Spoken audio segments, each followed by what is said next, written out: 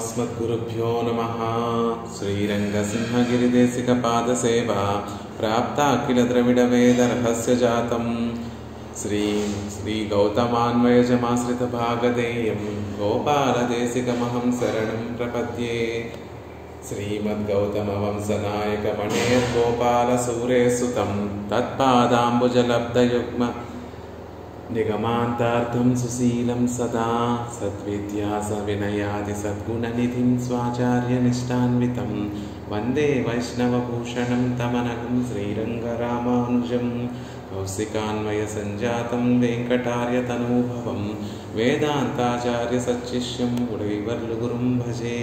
श्रीशैलेश इत्यादिप्रणतोऽस्मि नित्यं स्वादयन्निह सर्वेषां त्रय्यन्तार्थं सुदुर्ग्रहं स्तोत्रयामास योगीन्द्रः तं वन्दे यामुनाह्वयं यत्पदाम्भोरुहध्यानविध्वस्ताशेषकल्मषः वस्तुतामुपयातोऽहं यामुनेयं नमामि तं। नमो नमो यामुनाय यामुनाय नमो नमः। नमो नमो यामुनाय यामुनाय नमो नमः। श्रीमत्कृष्णसमाह्वाय नमो यामुनसूनवे यत्कटाक्षैकलक्ष्याणां सुलभः श्रीधरः सदा। భాగవతోత్తములందరికీ కూడా దాసోహాలు సమర్పిస్తూ ఆళ్వందార్లు అనుగ్రహించినటువంటి స్తోత్ర రత్నంలో 10వ శ్లోకాన్ని సేవించేటటువంటి ప్రయత్నం చేస్తున్నాం. క్రిందటి శ్లోకంలో అబ్జనేత్ర అని పెరుమాళ్ళని కీర్తించారు యామునాచార్యుల వారు. అలా పుండరీకముల వంటి నయనములు కలిగినటువంటి వాడా అని కీర్తించగానే పెరుమాళ్ళు ఆ తిరునేత్రములని ఆ పుండరీక పద్మముల వంటి నయనములని చక్కగా విప్పార్చి ఆ కృపాకటాక్షములన్నీ కూడా నాదమునుల మీద ప్రసరింపచేస్తూ ఉంటే, స్వామి ఎంతటి భాగ్యమయ్యా, నీ చల్లని చూపులతోటి నన్ను కటాక్షిస్తున్నావు, ఎంత ఆనందం కలుగుతోంది, ఎంతటి భాగ్యవంతుణ్ణి నేను. అయినప్పటికీ కూడా నాకేమీ ఆశ్చర్యం కలగట్లేదు. నీ కటాక్షములతోటే, ఏ కటాక్షములతోటి ఆ మూని భువనాన్ని, ఆ భువన బాండములన్నీ కూడా, అందులో ఉన్నటువంటి చరాచరములన్నీ కూడా చక్కగా సృజింపబడుతున్నాయో, ప్రవర్తింపబడుతున్నాయో, అలా నువ్వు అందరినీ ఒకేలా కటాక్షించేటటువంటి సహజ స్వభావం కలిగినటువంటి వాడివి కాబట్టి నువ్వు ప్రత్యేకంగా ఈనాడు నన్ను కటాక్షించటం లేదు, సహజంగా నీకు ఉండేటటువంటి స్వభావంతో నన్ను కటాక్షిస్తున్నావు. నా చిత్రమిదం నా ఆశ్రిత వాత్సల్యత్వం, నీకు ఆశ్రితుల పట్ల ఉండేటటువంటి వాత్సల్యాన్ని చూస్తుంటే అదేమీ పెద్ద ఆశ్చర్యం కలిగించేటటువంటి విషయం కాదు అంటున్నారు. వెన్నెల దగ్గర, చంద్రుడి దగ్గరకు వెళ్ళి వెన్నెల ఎంతో ఆహ్లాదకరంగా ఉంటుంది, అది నాకు ఆశ్చర్యాన్ని కలిగిస్తోంది అని అనగలమా? అనలేము. ఒక చక్కగా పరిమళించేటటువంటి పుష్పము దగ్గరికి వెళ్ళి దాని పరిమళం ఎంతో భోగ్యంగా ఉంది అని దాన్ని చూసి ఆ భావనని చూసి ఆశ్చర్యపోగలమా? ఆశ్చర్యపోలేము. అలాగే పరమాత్మలో ఆశ్రితుల పట్ల ఉండేటటువంటి వాత్సల్యము చూసి మనం ఆశ్చర్యపోక్కర్లేదు. అది ఆయనకి సహజంగా ఉండేటటువంటి, ఎప్పుడు స్వాభావికంగా ఉండేటటువంటి ఒక చక్కటి స్వభావమైనది అని మనకు అనుగ్రహిస్తున్నారు. నా అపేక్షసే యది తతో భువనాన్యమూని నాలం ప్రభో భవితుమేవ కుత ప్రవృత్తి.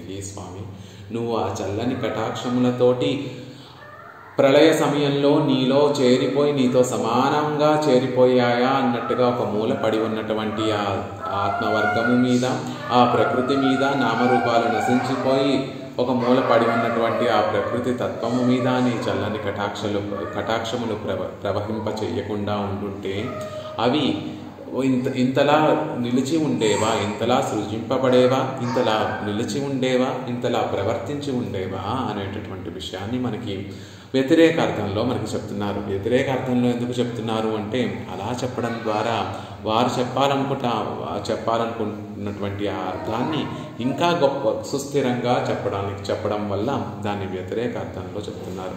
కారణత్వం, నియతృత్వం, సుహృత్వం,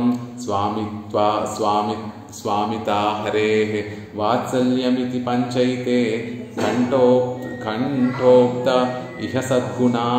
ఆ పరమాత్మ హరిలో, శ్రీహరిలో ఏమేమి గుణములు ఉన్నాయి అంటే ఖండోక్తములు. మనం ఆయనను తలుచుకోగానే వెంటనే మనకి వచ్చేటటువంటి ఒక 5 గుణములు ఆయనలో ఎప్పుడూ కూడా ప్రకాశిస్తూ ఉంటాయి. కారణత్వం, నియంతృత్వం, సుహృత్వం, స్వామిత్వం, వాత్సల్యము అనేటటువంటి ఈ 5 గుణములు కూడా హరి అనగానే మనకి గుర్తొచ్చేటటువంటి 5 గుణములు. ఆ శ్రీమన్నారాయణుడిలో ఉండేటటువంటి 5 గుణములు కారణత్వం, సకల సృష్టికి కూడా కారణమైనటువంటి వాడు. అలా సృష్టించినటువంటి ఆ సృష్టిని నియంత్రించేటటువంటి వాడు, దాన్ని నిలబెట్టేటటువంటి వాడు. సుహృద్ అంటే మనం కోరినా కోరకపోయినా మనకి ఎంతో ఉపకారం చేసి మనం ఆనందాన్ని అనుభవిస్తే ఒక తండ్రి పిల్లవాడికి కలిగినటువంటి ఆనందాన్ని చూసి తండ్రి ఎలా అయితే పొంగిపోతాడో అలా మన నుండి ప్రత్యుపకారాలు ఏమీ కూడా ఆశించకుండా, మనం చేసేటటువంటి ఉపకారానికి ప్రతిఫలం ఆశించకుండా మనతో ఉండి మనల్ని రక్షిస్తూ ఉండేటటువంటి, మనకి మంచి చేసేటటువంటి ఒక చక్కటి హృదయం కలిగినటువంటి వాడు. స్వామిత్వం, ఆయనే మనని సొత్తుగా కలిగినటువంటి వాడు. తన సొత్తును తానే రక్షించుకునేటటువంటి స్వభావం కలిగినటువంటి వాడు. వాత్సల్యం, ఇంకా మనం చేసేటటువంటి ఆ దోషములన్నింటినీ కూడా పరమభోగ్యంగా స్వీకరించేటటువంటి గొప్ప గుణములు కలిగినటువంటి వాడు అని చెప్తూ ఈ శ్లోకంలో అవన్నీ కూడా మనకి చూపిస్తున్నారు ఆళ్వార్లు. పరమాత్మలో ఉన్నటువంటి ఆ కారణత్వము, నియంతృత్వము, సుహృత్వము, స్వామిత్వము, వాత్సల్యం అనేటటువంటి ఆ 5 గుణములని కూడా ఈ శ్లోకంలో మనకి ఆళ్వార్లు చూపిస్తున్నారు. ఆ మూని భువనాన్ని భవితుమేవ నాలం, నీ కటాక్షములు కనుక పడకపోయింటే ఈ భువన పాండములన్నీ కూడా ఇలా ఉండేటటువంటివి కాదు కదా. ఇక్కడ చెప్పినటువంటి ఆ విషయములన్నీ కూడా శృతులలోనూ అంటే వేదములలోనూ ఉపనిషత్తులోనూ కూడా చెప్పినటువంటి విషయములు. కోహ్యేవాన్యాత్ కః ప్రాణాత్ న తదస్తి వినాయత్ యత్సాత్ మయాభూతం చరాచరం అని ఆ పరమాత్మే నేనే అన్ని ప్రాణులలో కూడా ఉండి వాటినన్నిటినీ కూడా సంరక్షిస్తున్నాను. ఈ చరాచరములన్నీ కూడా నేను వాటిని నియమించడం వల్ల, నేను వాటిలో ఉండడం వల్ల అవన్నీ కూడా ప్రవర్తింపబడుతున్నాయి అనేటటువంటి విషయాన్ని అనేక సందర్భాలలో భగవద్గీతలో తానే చెప్పుకున్నాడు. ఉపనిషత్తులు, వేదములు కూడా అవే చెప్తున్నాయి. అంతేకాకుండా మోక్ష ధర్మము అనేటటువంటి ఒక ప్రబంధంలో భగవానుడే చెప్తాడు. యత్కించిత్ వర్తతే లోకే సర్వం మద్విచేష్టితం అన్యో హి అన్యం చింతయతి స్వచ్ఛందం విదదామ్యహం అని ఆయన చెప్పుకుంటాడు. ఈ లోకంలో ఉన్నదంతా కూడా నా సంకల్పం చేతనే నడుస్తున్నది. ఇతరులు ఈ లోకంలో ఇతర వ్యాపారాలు చేయాలి అంటే వారు నన్ను తలుస్తూ ఆ వ్యాపారాలన్నీ కూడా చేస్తారు. ఇప్పుడు చతుర్ముఖ బ్రహ్మ ఉన్నాడు అనుకోండి, ఆయన స్వయంగా సృష్టిని చేయగలడా అంటే చేయలేడు. పరమాత్మని నిత్యము కూడా సేవిస్తూ పరమాత్మ ప్రసాదించినటువంటి ఆ శక్తి సామర్థ్యాలతోటి చతుర్ముఖ బ్రహ్మ ఈ లోకంలో సృష్టి ఆది వ్యాపారాలు చేస్తున్నాడు.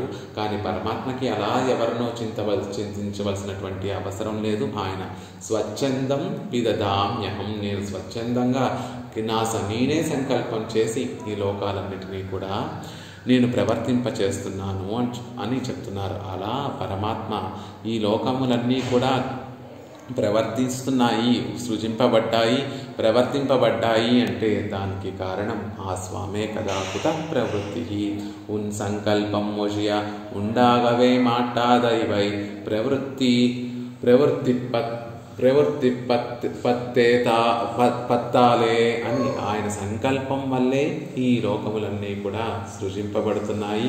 ఆ సంకల్పం వల్లే ఈ లోకములన్నీ కూడా ప్రవర్తింపబడుతున్నాయి అని చెప్తున్నారు. సకలోత్పత్తియం ప్రవృత్తియం ఉన్నడు ఎవరు కటాక్ష ఫలమన్రో.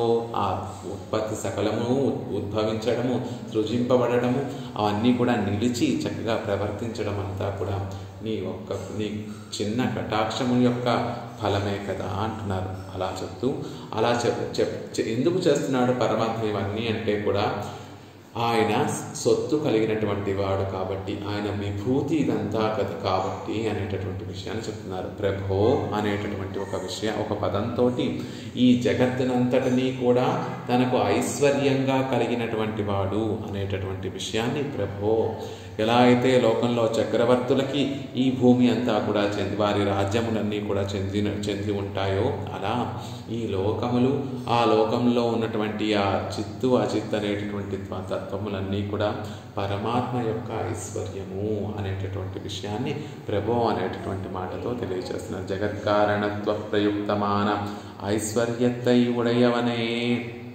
జగత్తుని జగత్కారణత్వం వల్ల ఏర్పడినటువంటి ఆ అధికారాన్ని కలిగినటువంటి వాడా, ఈ లోకంలో సర్వాధిక్యము కలిగినటువంటి వాడెవరు అంటే దాన్ని సృష్టించినటువంటి వాడెవరు, ఈ లోకాలన్నింటినీ కూడా సృష్టించినటువంటి వాడెవరో ఆయనే ఈ లోకంలో సర్వాధిక్యుడు. బ్రహ్మను సృజించినటువంటి ఆ చతుర్ముఖ బ్రహ్మను సృజించినటువంటి ఆ శ్రీమన్నారాయణుడు ఆ చతుర్ముఖ బ్రహ్మను కలిగినటువంటి వాడు.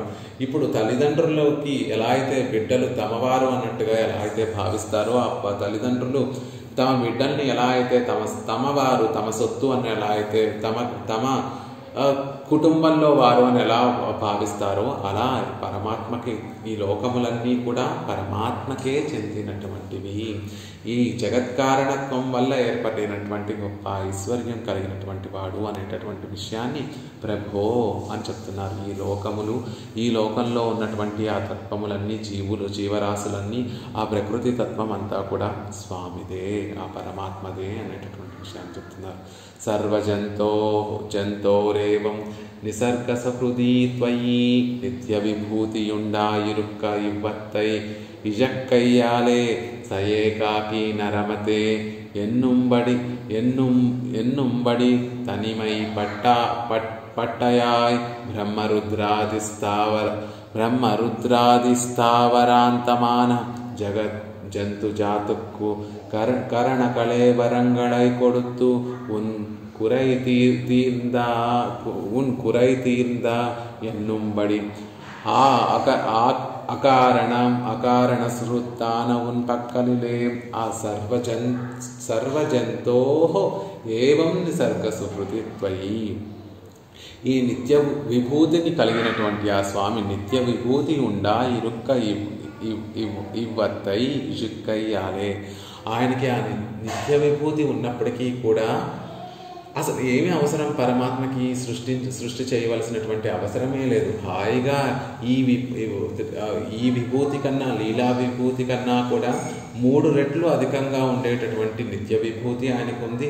ఆ నిత్య విభూతిలో నిత్యులు, అక్కడ ఉన్నటువంటి ముక్త పురుషులు నిత్యము కూడా ఆయనకి సపర్యలు చేస్తూ ఆయనకి ఆనందాన్ని కలిగిస్తున్నారు. నిత్యము భోగభాగ్యాలు అనుభవిస్తూ స్వామి అక్కడ ఆ ఆనందాన్ని అనుభవిస్తున్నప్పటికీ కూడా మన మీద ఉండేటటువంటి సుహృత్తుతోనే, మన మీద ఉండేటటువంటి ప్రేమతోనే, ఈక్షతే ఒక చక్కటి కటాక్షములు ఆ మూలపడి ఉన్నటువంటి నామరూపాలు కోల్పోయి ఒక మూలపడి ఉన్నటువంటి ఆ జీవుల మీద తన కటాక్షములు ప్రవర్తింపచేస్తున్నాడు. ఎందుకు చేయవలసినటువంటి అవసరం ఏమిటి అంటే ఆయన నిజంగా హాయిగా, ఆయనకి నిజంగా అవసరం లేదు. నిత్య విభూతిలో నిత్యులతోటి ముక్తులతోటి ఉన్నవారితో ఉన్నట్టుగా ఆయన సపర్యలు అందుకుంటూ అక్కడ ఆనందాన్ని అనుభవిస్తూ ఉండొచ్చు. కానీ సయేకాకి నరమతే, ఇంటిని విడిచిపెట్టినటువంటి 4 బిడ్డలు ఉంటే 3 చక్కగా ఆనందాన్ని అనుభవిస్తూ ఉంటే, ఒక బిడ్డడు ఆనందాన్ని అందుకోలేక దుఃఖిస్తూ ఉంటే ఆ బిడ్డని చూసి తల్లిదండ్రులు ఎలా అయితే బాధపడుతూ ఆ తల్లిదండ్రులు ఆ బిడ్డ యొక్క అభ్యున్నతికి, ఆ అభ్యుదయానికి ఎలా అయితే తోడ్పడుతూ ఉంటారో, అలా పరమాత్మ ఏకాకి నరమతే, నేను ఒక్కడనే ఆనందిస్తే ఆ ఆనందంగా ఉండదు. నాకు దూరమైపోయినటువంటి ఈ జీవులందరూ కూడా మళ్ళీ నన్ను చేరినప్పుడే నాకు ఆ ఆనందం సంపూర్ణమవుతుంది. ఆ ఆనందం నాకు ఆనందంగా ఎప్పుడు కలుగుతుంది అంటే, ఇన్ని కోట్ల జన్మలుగా వీరు నాకు దూరమైపోయి సంసారంలో పడి ఉన్నారే, వారందరూ కూడా మళ్ళీ నా దగ్గరికి వచ్చినప్పుడే నాకు సంపూర్ణమైనటువంటి ఆనందము అని తనిమై పట్టయాయ్ అని ఆ భగవంతుడు ఆ ఒంటరితనాన్ని అనుభవిస్తున్నటువంటి వాడే అందరితో కలిసి ఉన్నప్పటికీ కూడా, నిత్యులతోటి ముక్తులతోటి పిరాటిమారులతోటి అక్కడ ఉన్నటువంటి భోగభాగ్యాలు అనుభవిస్తున్నప్పటికీ కూడా పాపం పరమాత్మ ఎప్పుడు కూడా నేను ఒంటరి వాడినే లోటుగా ఉంటుంది. మనమందరం కూడా ఈ లోకంలో లీలా విభూతిలో ఆయన ఉదరంలో నామరూపాలు లేకుండా నశించి పడి ఉంటే అయ్యో వారు నా దగ్గరకు లేరే అని లోటుగా ఉన్నట్టుగా ఉంటుంది. దీనికి ఒక చక్కటి ఉదాహరణ చెప్తారు. రామచంద్రుడు ఆ అరణ్యవాసాన్ని చేస్తున్నప్పుడు సందర్భంలో లక్ష్మణస్వామిని పక్కన ఉన్నటువంటి ఒక సందర్భంలో రామచంద్రుడు ఒక మాట చెప్తాడు లక్ష్మణస్వామితో, లక్ష్మణ, ఏనాడో కదా మళ్ళీ ఎప్పటికొస్తుందో ఆ కాలము, ఏనాటికి వస్తుందో ఆ భాగ్యము, నీతోనూ భరతునితోనూ శత్రుఘ్నునితోనూ కలిసి ఉండి ఆనందాన్ని అనుభవించేటటువంటి రోజు నాకు ఎప్పుడు కలుగుతుందో కదా అని లక్ష్మణస్వామితో చెప్తాడు ఆ మాటని. అదేమిటండి, లక్ష్మణస్వామి పక్కన ఉండగానే నీతోటి భరతుడితోటి శత్రుఘ్నుడితోటి కలిసి ఉండేటటువంటి కాలం ఎప్పుడు వస్తుంది అని ఎందుకంటున్నాడు? రామచంద్రుడు పక్కనే ఉన్నాడు కదా లక్ష్మణస్వామి. అయినప్పటికీ కూడా నీతోటి దూరంగా ఉన్నటువంటి భరత శత్రుఘ్నులతోటి లక్ష్మణుని కూడా చేర్చి నీతోటి ఎప్పుడు ఆనందంగా గడిపేటటువంటి క్షణం వస్తుంది అని అంటున్నాడు రామచంద్రుడు. అంటే లక్ష్మణస్వామి రామచంద్రుడి పక్కన ఉండడం వల్ల కలిగేటటువంటి ఆనందము రామచంద్రుడు ఎప్పుడు అనుభవించగలడు అంటే, ఎప్పుడు ఆ ఆనందాన్ని పరిపూర్ణంగా అనుభవించగలడు అంటే, భరతుడు శత్రుఘ్నుడు కూడా రామచంద్రుడి పక్కన ఉన్నప్పుడు ఒకరి వల్ల కలిగేటటువంటి ఒక్కొక్క సోదరుడి వల్ల కలిగేటటువంటి ఆనందాన్ని పరిపూర్ణంగా రామచంద్రుడు అనుభవించగలడు. ఆ భావనతోటి లక్ష్మణస్వామి పక్కనే ఉన్నప్పటికీ కూడా నీతోనూ భరతునితోనూ శత్రుఘ్నుడితోనూ ఎప్పుడు కలిసి ఉంటాను కదా అని రామచంద్రుడు అన్నాడు. అలా అక్కడ నిత్యులతోటి ముక్తులతోటి పరమాత్మ నిత్యము కూడా ఆనందాన్ని అనుభవిస్తున్నప్పటికీ కూడా తనకి దూరంగా ఉన్నటువంటి జీవులందరూ తనకి దూరంగా ఉన్నారే అనేటటువంటి దుఃఖం వల్ల ఆ ఆనందం ఎప్పుడూ కూడా పరిపూర్ణంగా ఉండదు. ఎప్పటికీ తాను ఏకాకి అన్నట్టుగా ఏకాకిగానే భావిస్తూ ఉంటారు. అలా భావిస్తున్నటువంటి ఆ స్వామి అలా కాదు, వీరికి మళ్ళీ ఒక అవకాశం ఇద్దాము, ఇచ్చి మళ్ళీ వారు నన్ను చేరుకునేటటువంటిగా వీరిని తీర్చిదిద్దుతాము అనేటటువంటి ఒక సంకల్పంతో బ్రహ్మ రుద్రాది స్థావరాంతమాన బ్రహ్మతో మొదలుపెట్టి బ్రహ్మ రుద్ర దేవ మనుష్య తిర్యక్ స్థావరాది అక్కడ నుండి స్థావరముల వరకు జాతత్తుకు ఆ జంతు వర్గాలన్నిటికీ కూడా కర్ణకళేబరంగళై కొడుతూ కర్ణకళేబరాలన్నిటినీ కూడా ప్రసాదించి అవి మనం చెప్పినట్టుగా వినేటట్టుగా మనకి ఇంద్రియాలు ప్రసాదించి, వాకును ప్రసాదించి, మనసును ప్రసాదించి, బుద్ధిని ప్రసాదించి కురై తీరిందా అనే రీతిలో ఆయన లోటు కొరత తీర్చుకునేటట్టుగా ఎన్నుంబడి అకారణ సహృత్తాన పక్కనిలే అకారణ సహృత్తాన, కారణమేమీ లేదు. దీనికి కారణం ఏమైనా ఉందా ఆయనకి? ఇలా మన మీద దయ చూపించడానికి ఏమైనా కారణం ఉందా? అక్కడ ఉన్నటువంటి నిత్యులు ముక్తులు ఆయన ఏమన్నా ప్రశ్నిస్తారా? స్వామి, మిగిలిన వారి మీద కటాక్షాన్ని ప్రసరింపచేయండి అని ఆయన ఏమన్నా అడుగుతారా? అడగరు. దేవి పిరాటిమారులు ఏమన్నా పరమాత్మని అడుగుతారా? అడగరు. ఆయనకు ఎవ్వరు ఏ కారణమూ లేదు. ఉపకారం చేస్తారో వీరికి ఉపకారం చేస్తే వీరు నాకేదో ప్రత్యుపకారం చేస్తారు అని భావించకుండా, లేకపోతే వీరికి ఉపకారం చేస్తే మళ్ళీ లౌకికంగా మనం ఎవరికైనా ఉపకారం చెయ్యాలి అంటే వారు మనకి మళ్ళీ ప్రత్యుపకారం చేస్తారేమో అన్నటువంటి ఆశతోటి ఉపకారం చేస్తూ ఉంటాం. ఉపకారం చేస్తే మనకి ఏదైనా మంచి పేరు వస్తుందేమో అని ఉపకారం చేస్తూ ఉంటాం. అలా కాకుండా అవేమీ లేదు. లేకపోతే నలుగురు ఏమన్నా అనుకుంటారేమో అన్నటువంటి భావనతోటి ఉపకారం చేయకుండా ఉంటే నలుగురు ఏమన్నా అనుకుంటారేమో అన్నటువంటి భావనతోటి ఉపకారం చేస్తూ ఉంటాం. అలా ఎటువంటి ప్రతిఫలం కాంక్షించకుండా, ఎవరు ప్రోత్సహించకుండా ఆ స్వామి అకారణ సహృత్తాన, కారణం ఏమీ లేకుండా కేవలం ఆయన యొక్క దయా కృప అనేటటువంటి దాన్నే పురస్కరించుకొని మన పక్కన నిసర్గ సహృతి, నిసర్గ అంటే సహజమైనటువంటి సహృత్తుని కలిగినటువంటి వాడు. సహృత్ అంటే స్నేహితుడలో ఉండేటటువంటి ఒక చక్కటి గుణాన్ని సహృత్ అంటారు. పక్కన వాళ్ళు దుఃఖిస్తూ ఉంటే వారికన్నా కూడా అధికంగా దుఃఖించేటటువంటి గుణం, పక్కన వారు సంతోషిస్తూ ఉంటే వారికన్నా కూడా గొప్పగా సంతోషించేటటువంటి గుణం. ఆ పక్కన వారు దుఃఖిస్తూ ఉంటే తన వంతు సాయం ఏమీ ఆశించకుండా తన వంతు సాయం చేసి ఆ దుఃఖాన్ని నుండి వారిని పైకి దుఃఖం తొలగించేటటువంటి ఒక చక్కటి గుణం. రామచంద్రుడు అయోధ్య నగరంలో ఉన్నటువంటి వారందరూ కూడా దుఃఖాన్ని అనుభవిస్తూ ఉంటే అంతకు 100 రెట్లు దుఃఖాన్ని రామచంద్రుడు తనకేదో బాధ కలిగినట్టుగా వారి దుఃఖాన్ని చూసి తనకే ఆ బాధ కలిగినట్టుగా వారికన్నా అధిక రెట్లుగా దుఃఖాన్ని అనుభవిస్తూ ఉండేటటువంటి వాడట. ఆ దుఃఖాన్ని తొలగించడం కోసం ప్రయత్నం చేస్తూ ఉండేవాడట. అంతే, అలా కాకుండా వారు సంతోషాన్ని అనుభవిస్తూ ఉంటే తండ్రి తన బిడ్డలు సంతోషాన్ని అనుభవిస్తూ ఉంటే ఆనందాన్ని అనుభవిస్తూ ఉంటే తండ్రి ఎలా అయితే ఆనందంతో తాను అనుభవించలేకపోయినా తన బిడ్డలు అనుభవిస్తున్నారనేటటువంటి భావనతోటి తానే అనుభవిస్తున్నట్టుగా భావిస్తూ అధిక కొడుకు కన్నా కూడా తండ్రి ఎలా అయితే గొప్పగా సంతోషిస్తాడో అలా ఆ రామచంద్రుడు అయోధ్యావాసుల యొక్క సంతోషాన్ని భావించేవాడట. అలా సుహృతాన్ అకారణ సుహృత్తాన, ఏ కారణము లేకుండా మనతోనే ఉంటూ మనందరినీ కూడా కాపాడేటటువంటి గొప్ప సుహృత్ కలిగినటువంటి వాడు అలాంటి స్వామి కదా అనేటటువంటి విషయాన్ని తెలియజేస్తున్నారు. ఆ సుహృత్ అక్కడ ఏమని తెలియజేస్తున్నారు? ఏవం సర్వజంతోర్ ఏవం నిసర్గ సుహృది. ఏవం అనేటటువంటి విషయంలో ఆయన తప్ప ఇంకొకరు లేరు. మోక్షానికి ప్రవర్తించేటటువంటి వీరుగా కర్ణ కళేబరాలన్నిటినీ కూడా అందించినటువంటి స్వామి, అలా ఉండేటటువంటి గొప్ప స్వామి.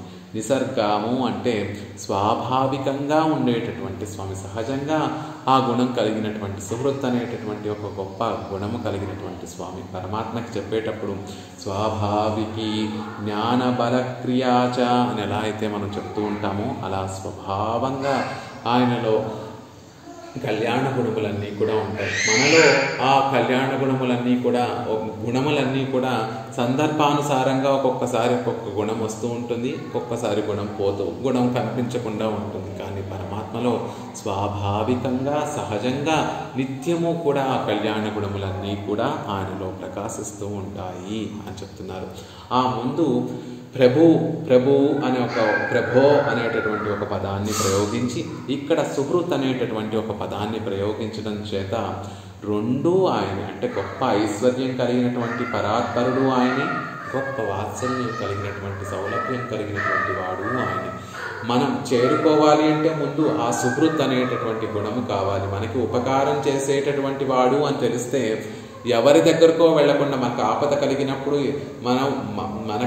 కలిగినప్పుడు మనం ఎవరి దగ్గరకో వెళ్లకుండా మనని ఆదరించేటటువంటి వారి దగ్గరికి ఎలా అయితే ముందు వెళ్తామో అలా భగవంతుడు మనకి సుహృత్ వంటి వాడు, నిత్యము ఎటువంటి ప్రతిఫలం ఆశించకుండా మనకి ఉపకారం చేసేటటువంటి వాడు అని తెలిస్తే ముందు ఆయనని ఆశ్రయించడానికి వీలుగా ఉంటుంది. ఆహా, ఇంత గొప్ప మనసు కలిగినటువంటి నేను అడగకుండానే నాకు ఉపకారం చేసేటటువంటి వాడైతే ఒక్కసారి శరణాగతి చేస్తే నా కోరిక తీర్చకుండా ఉంటాడా, పరమపదం నిత్య కైంకర్యం ప్రసాదించకుండా ఉంటాడా అనేటటువంటి ఒక దృఢమైనటువంటి విశ్వాసం ఆ సుహృది అనేటటువంటి శబ్దంతో, నిసర్గ సుహృది అనేటటువంటి ఒక శబ్దంతో దాని అర్థం మనకు ఒక ధైర్యాన్ని ఇస్తుంది.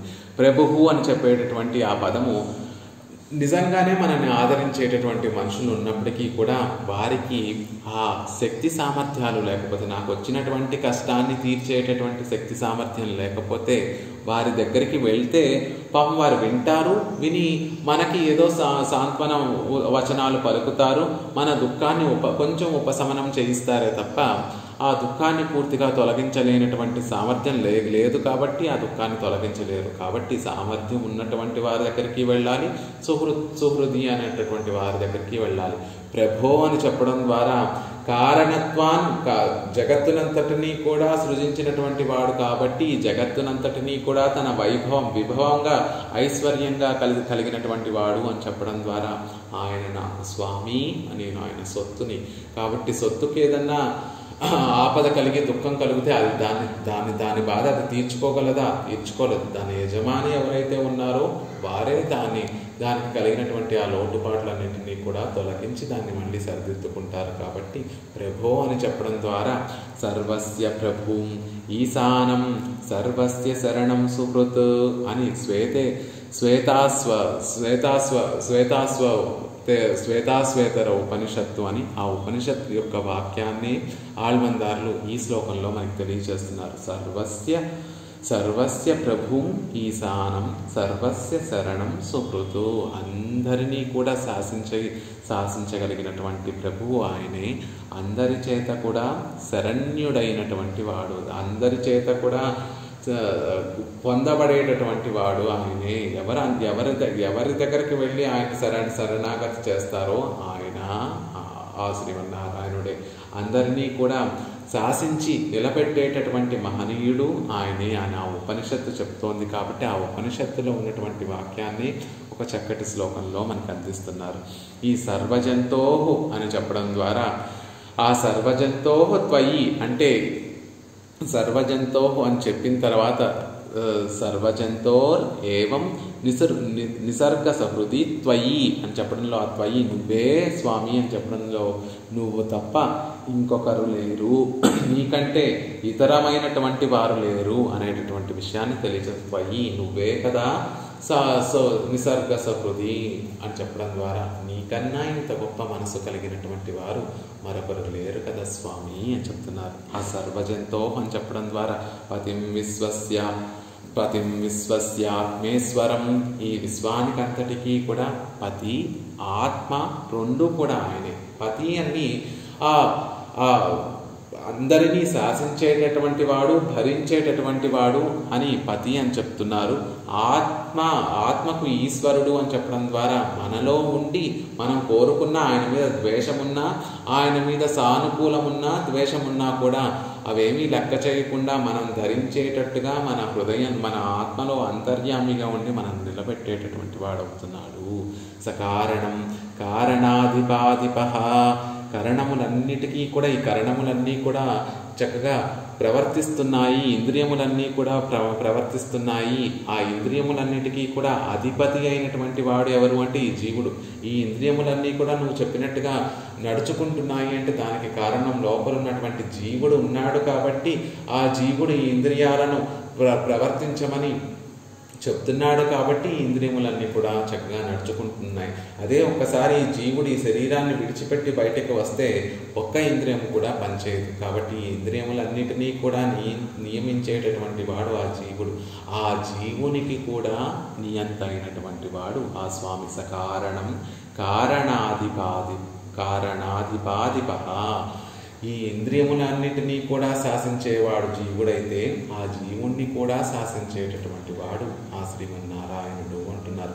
ప్రధాన క్షేత్రజ్ఞ పతి గుణేశః, ప్రధానము అని చెప్పేటటువంటి ఆత్మవర్గానికి ప్రకృతికి కూడా కారణమైనటువంటి వాడు ఆ శ్రీమన్నారాయణుడే.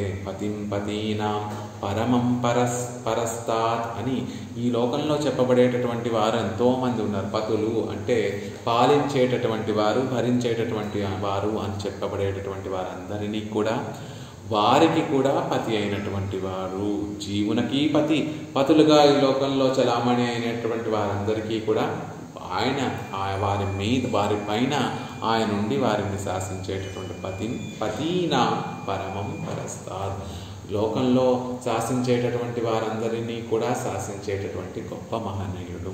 ఏషం భూతపతిర్యేష భూతపాలః, లోకంలో ఉన్నటువంటి ఆ జీవరాశులందరికీ కూడా వారందరినీ రక్షించేటటువంటి వాడు, వారందరినీ కూడా పరిపాలించేటటువంటి వాడు అనేటటువంటి విషయాన్ని తెలియజేస్తున్నాయి.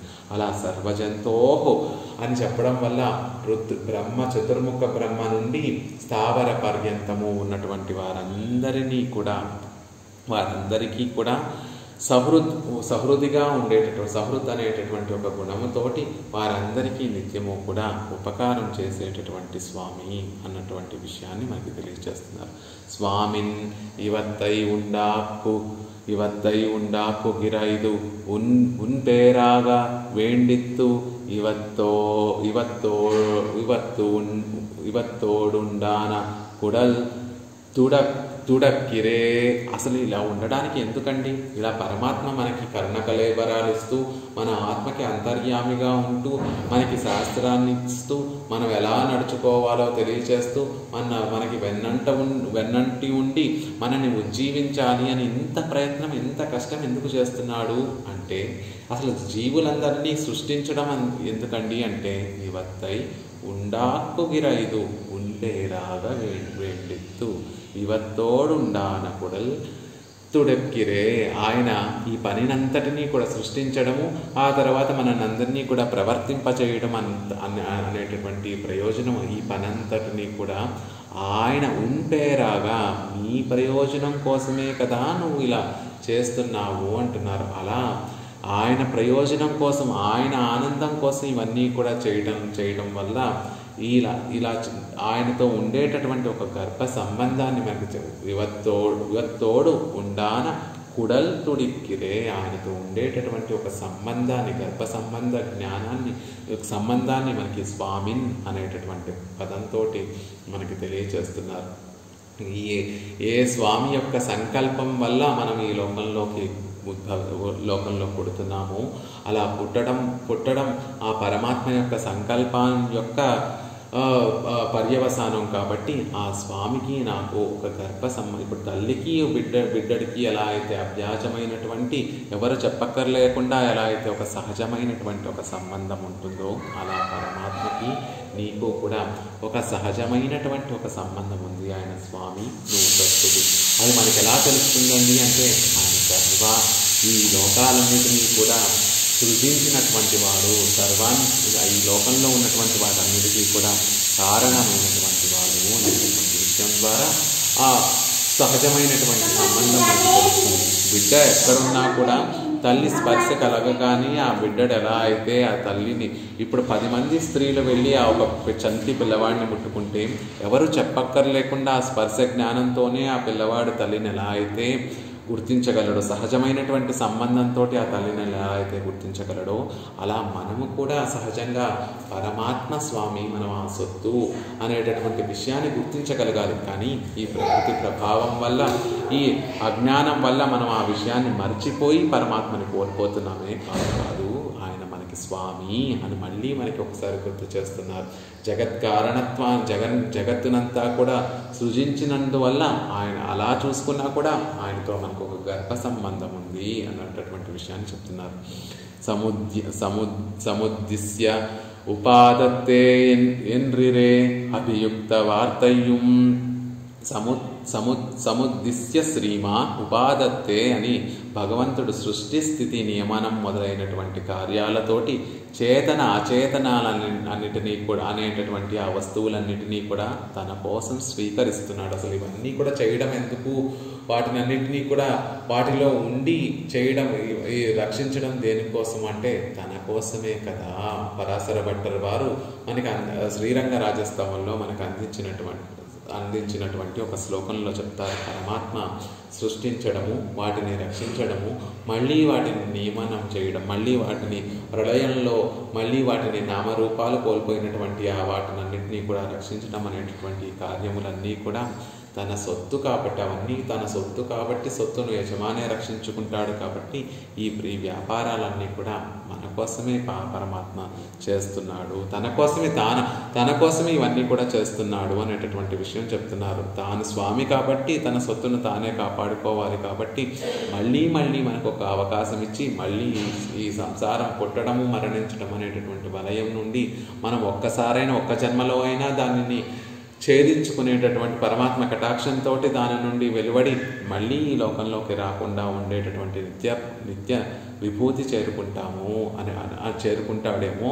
అని మళ్ళీ సృష్టిస్తూ మనని మళ్ళీ రక్షిస్తున్నాడు పరమాత్మ. సవ్యతిరిక్త సకల చేతనాచేతనంగళం ఉనక్కు అనన్యార్హశేషమాంబడి స్వామిత్వత్తై ఉడయవనే. అలా ఈ లోకంలో ఉన్నటువంటి ఆ సకల అవచేతనములన్నీ కూడా ఉనక్కు అనన్యార్హశేషమాంబడి, ఆ పరమాత్మకి అనన్యార్హమైనట్టుగా ఉండేటటువంటి స్వామిత్వం కలిగినటువంటి వాడు. ఇంకొకరికి తప్ప ఆయనకే వినియోగపడేటటువంటి గొప్ప జన్మను స్థితి కలిగినటువంటి వారు అయినప్పటికీ కూడా మనం దాన్ని మర్చిపోయి ఏదో నాకు నేనే నియంతను, నాకు నేనే స్వామిని అనేటటువంటి భావనతోటి ఈ జీవితాన్ని పరమాత్మ ఇచ్చినటువంటి ఈ అవకాశాన్ని మనం వ్యర్థం చేసుకుంటున్నాం. నిజంగా మనం ఈ జన్మ ఎవరికి ఉపయోగపడేటటువంటి జన్మ యొక్క సార్థకత గోల్ ఏమిటి, చివరికి మనం అచీవ్ చేయవలసింది ఏమిటి అంటే ఆ స్వామికి శేషభూతులమై ఉండడం, పరమాత్మకి కింకరులుగా దాసులుగా ఉండడమే అనన్యాహ శేషమాంబడి. ఇంకెవరికి కదా పరమాత్మ అయినటువంటి ఆ కారణతత్వం ఏదైతే ఉందో ఆ కారణతత్వంకి మనం దాసులుగా ఉండటమే ఈ జీవితానికి సార్థకత, ఈ జీవితం యొక్క పరమార్థము. అలా అనన్యాహ శేషభూతులుగా ఉండడమే ఉండాలి అనేటటువంటి విషయాన్ని స్వామిన్ అనేటటువంటి విషయంతో మనకు తెలియజేస్తున్నారు. ఇదమాశ్రిత వత్సలత్వం న చిత్రం.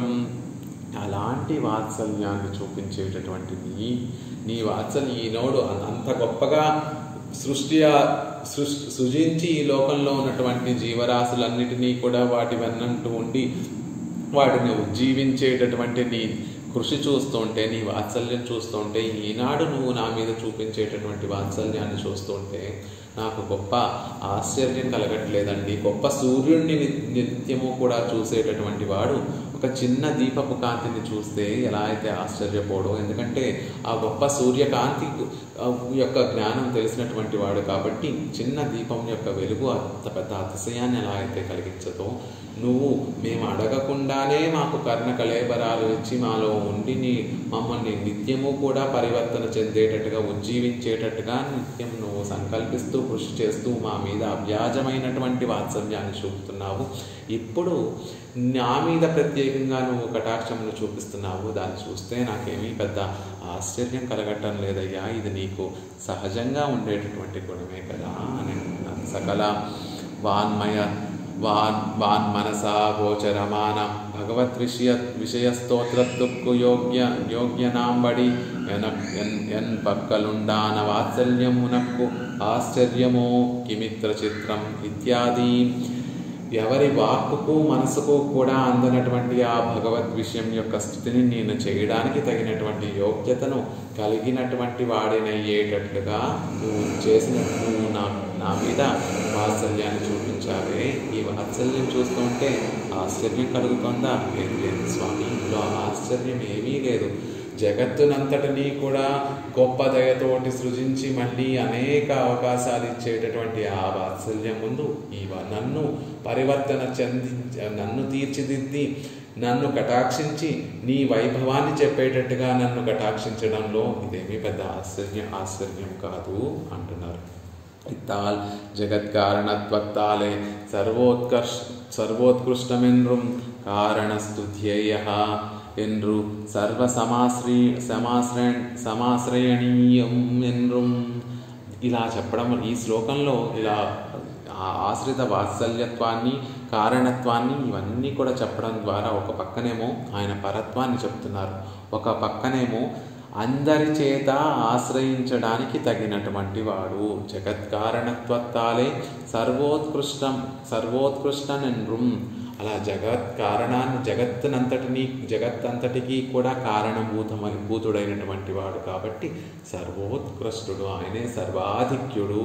ఈ లోకంలో ఎవరు గొప్పవారు, ఎవరు పరాత్పరుడు, సర్వాధిక్యుడు ఎవరు అంటే జగత్తునంతటినీ కూడా సృజించి దాన్ని ప్రవర్తింపచేసి దానిని రక్షిస్తూ నిత్యము కూడా సహృదిగా ఉండేటటువంటి ఆ స్వామే కదా సర్వోత్కృష్టుడు అని ఆయన యొక్క సర్వోత్కృష్టత్వాన్ని అంటే సర్వాధిక్యాన్ని చెప్తూ కారణస్తుధ్యేయః అని మనకి వేదములన్నీ కూడా మనం ఎవరిని ధ్యానించాలి అంటే కారణస్తు ధ్యేయః, ధ్యానించవలసినటువంటి నువ్వు ఈ సంసారం అనేటటువంటి ఈ వలయం నుండి విడుదల కావాలి, నిత్య మహదానందాన్ని పొందాలి అంటే నువ్వు ధ్యానించవలసింది కారణతత్వాన్ని అనేటటువంటి విషయాన్ని తెలియజేస్తున్నారు. ఆ కారణతత్వం ఏది అంటే ఆ శ్రీమన్నారాయణుని యొక్క తత్వమే ఆ కారణతత్వము అనేటట్టు. అలా ఆ జగత్తంతటికీ కూడా కారణభూతుడైనటువంటి ఆ స్వామినే ధ్యానం చేయాలి అను ఎన్రుం సర్వ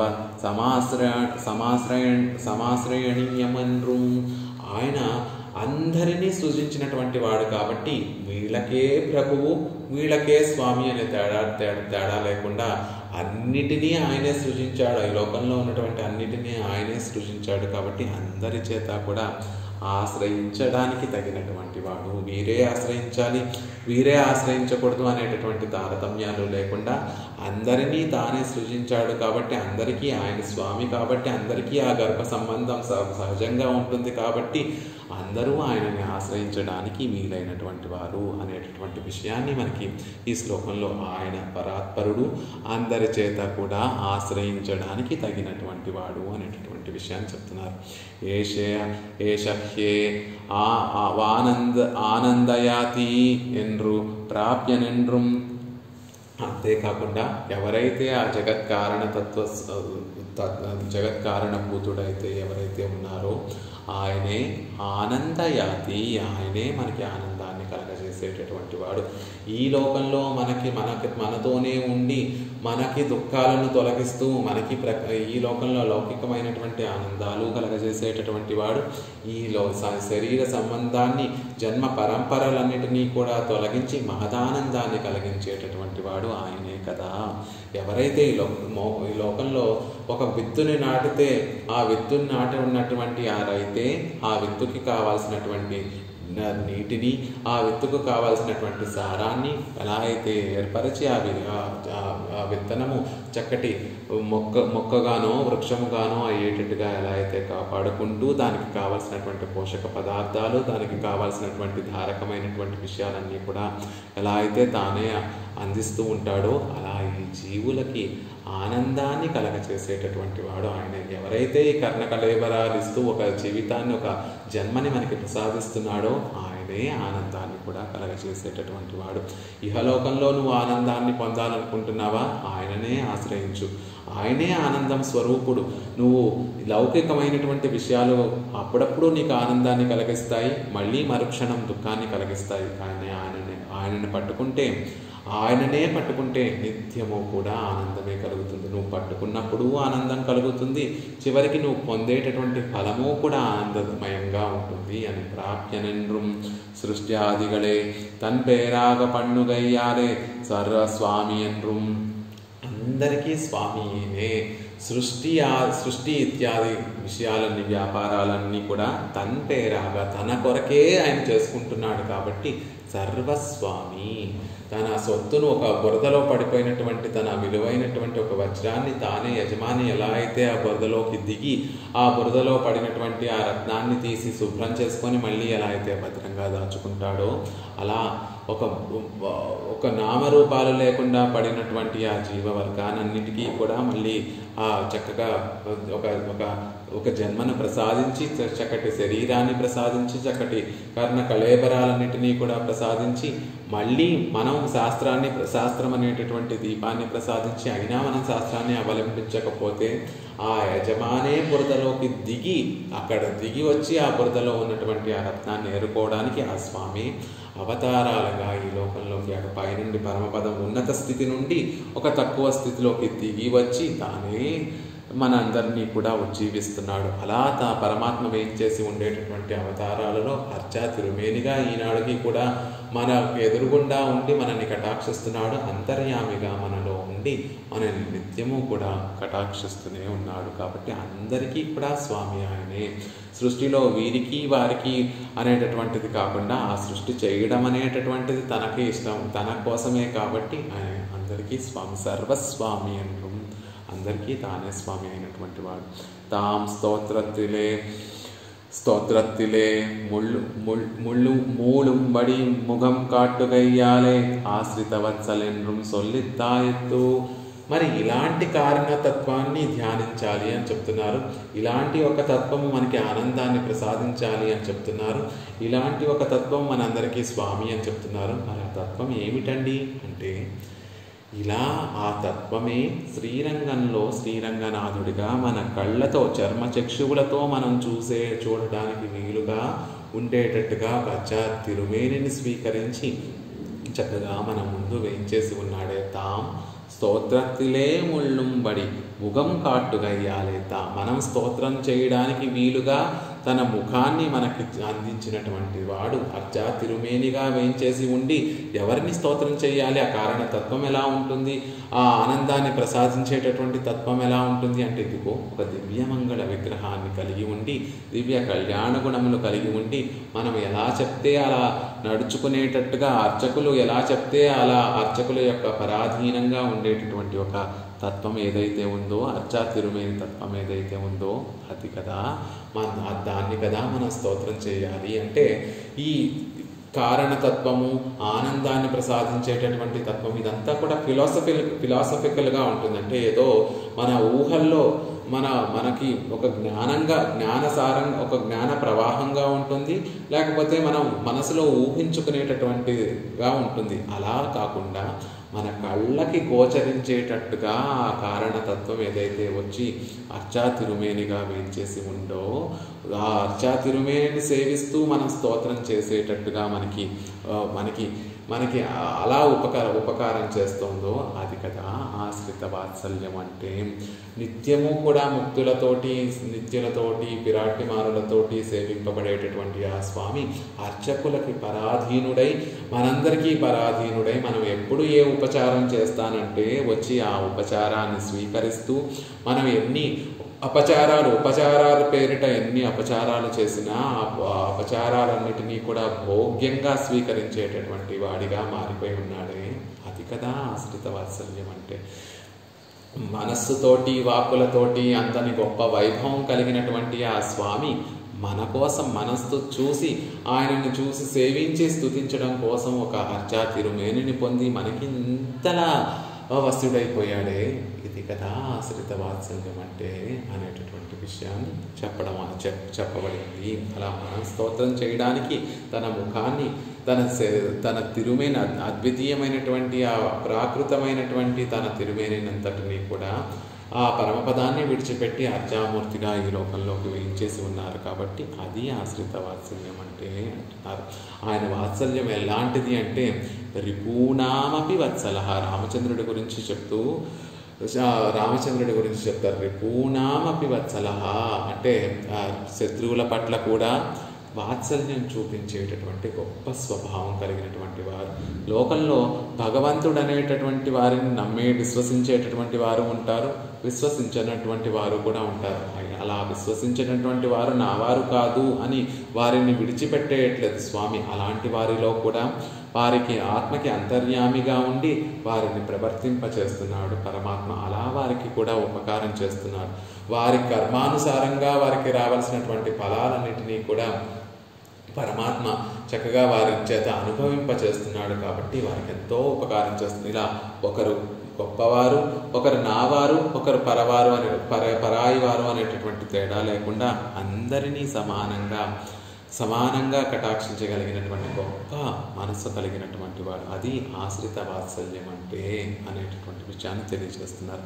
తమను స్తోత్రాన్ని చేయడానికి సన్నిగ్ధులైనటువంటి ఆళ్వాందారుని తాము కటాక్షించి తమ అర్చా తిరుమేని ఆయన సాక్షాత్కరించి ఆ ఆళ్వాందారుల యొక్క మనసునంతటినీ కూడా దోచేసుకొని సంతోషంతో ఆయనతో ప్రసంగిస్తున్నట్టుగా ఉంటుంది ఈ శ్లోకం. ఈ శ్లోకంలో చూస్తే ఎక్కడా కూడా శ్రీరంగనాథుడనో లేకపోతే ఆ క్షీరాబ్దినాథుడనో లేకపోతే శ్రీమన్నారాయణుడనో చెప్పడం లేదు. కేవలము ఒకరితో మాట్లాడుతూ ఉంటే ఎలా ఉంటుందో శ్లోకము అలా ఈ శ్లోకాన్ని అనుగ్రహించారు. నావేక్షసే యది తతో భువనాన్యమూని నాలం ప్రభో భవితు మే కుత ప్రవృత్తి ఏవం నిసర్గ సహృది త్వయి సర్వజంతో స్వామిన్న చిత్రమిదమాశ్రిత వత్సలత్వం. ప్రభో అని ఎదురుగుండా ఏదో ప్రత్యక్షంగా సేవిస్తున్నట్టుగా ప్రభో అని త్వయి అని ఇక్కడ పదాలు ప్రయోగించడం వల్ల ఎప్పుడైతే ఆళ్వాందారులు స్తోత్రం చేయాలని ఆరంభించారో పరమాత్మ వారి ముందు ఆ దివ్య తిరుమేనితోటి వారి ముందు సాక్షాత్కరిస్తే ఆ శ్రీరంగనాథుని సాక్షాత్తుగా సేవిస్తూ ఆళ్వాందారులు వారితో సంభాషిస్తున్నట్టుగా మనకి అందించినటువంటి ఒక గొప్ప శ్లోకం ఇది. నావేక్షసే యది తతో భువనాన్యమూని నాలం ప్రభో భవితు మే కుత ప్రవృత్తి ఏవం నిసర్గ సహృది త్వయి సర్వజంతో స్వామిన్న చిత్రమిదమాశ్రిత వత్సలత్వం అని శ్లోకంలో మనకి ఆ పరమాత్మ యొక్క కారణత్వాన్ని, ఈ జగత్తునంతటినీ కూడా సృష్టించి ప్రవర్తింప చేయడం వల్ల ఆయన సర్వోత్కృష్టమైనటువంటి ఆ తత్వాన్ని, అంటే సర్వాధిక్యత్వాన్ని అందరి చేత కూడా ఆశ్రయించగలిగినట్టు సమాశ్రణీయత్వాన్ని, ఆయనని ఆ సర్వలో కూడా ఆశ్రయించడానికి వీలైనటువంటి ఒక తత్వాన్ని తెలియచేస్తూ, ఆయనే మనకి ప్రాప్యము అనేటటువంటి విషయాన్ని తెలియచేస్తూ, ఆయన స్వామిత్వాన్ని తెలియచేస్తూ, ఆయనకు ఉండేటటువంటి ఆశ్రిత వాత్సల్యాన్ని చక్కగా ఈ శ్లోకంలో ఆళ్వందారులు మనకు కృప చేశారు. పరాత్పరుడి యొక్క ఆ శ్రీమన్నారాయణుడి యొక్క పరత్వాన్ని ఒక 5 శ్లోకాల్లో మనకి వరుసగా తెలియచేస్తున్నారు అని చెప్పుకున్నట్టుగా, ఈ శ్లోకంలో సర్వకారణత్వము అంటే ఆ పరత్వము ఎలా కలుగుతుంది, సర్వాధిక్యము ఎలా కలుగుతోంది అంటే, ఈ లోకాలన్నిటినీ కూడా తన చల్లని కటాక్షములతోటి చూడటం, ఒక మూలపడి ఉన్నటువంటి ఆ జీవవర్గాన్ని, ఆ చిత్తుని కూడా తన చల్లని కటాక్షములతోటి పరమాత్మ కటాక్షిస్తున్నాడు. కాబట్టే ఈ లోకములన్నీ కూడా ఇలా సృజింపబడ్డాయి, ఇలా స్థిరంగా ఉండగలుగుతున్నాయి, ఇలా ప్రవర్తిస్తున్నాయి. అలా ఉండడానికి, ఇలా చేయడానికి, ఇలా సృష్టి ఆది వ్యాపారాలు చేయడానికి కారణం ఏమిటి అంటే, ఆయన నిసర్గ సుహృది, ఆయన ఈ సహజంగా ఆయనకి సుహృత్ అనేటటువంటి ఒక సౌహార్దం అనేటటువంటి, సహృదయం అనేటటువంటి ఒక చక్కటి గుణము కలిగినటువంటి వాడు. అందులో తారతమ్యాలు ఏమైనా ఉంటాయా అంటే, అందరి పట్ల ఇలాంటి భావన కలిగినటువంటి వాడు. ఎందుకు ఇలా ప్రవర్తిస్తున్నాడు పరమాత్మ అంటే, ఆయన స్వామి కాబట్టి, మనం ఆయన సొత్తు కాబట్టి, అది కూడా సహజంగా ఉండేటటువంటి సంబంధమే తప్ప ఏదో తెచ్చిపెట్టుకున్నటువంటి సంబంధం కాదు. సహజంగా ఆయన మనకి ప్రభువు, ఆయన మనకి స్వామి, మనం ఆయన సొత్తు అనేటటువంటి విషయాన్ని తెలియజేస్తూ, ఆశ్రితుల పట్ల వ్యామోహం కలిగినటువంటి ఆ స్వామికి అది ఆ వ్యామోహం, ఆశ్రితుల పట్ల వాత్సల్యం అనేటటువంటిది ఒక సహజంగా ఉండేటటువంటి, స్వాభావికంగా ఉండేటటువంటి ఒక గుణము. అది ఒకసారి ఉంటుంది, ఒకసారి ఉండదు అనడానికి లేకుండా సహజంగా ఎల్లప్పుడూ కూడా ఉండేటటువంటి ఒక చక్కటి గుణము అనేటటువంటి విషయాన్ని ఈ శ్లోకంలో మనకి ఆళ్వందారులు కృప చేశారు.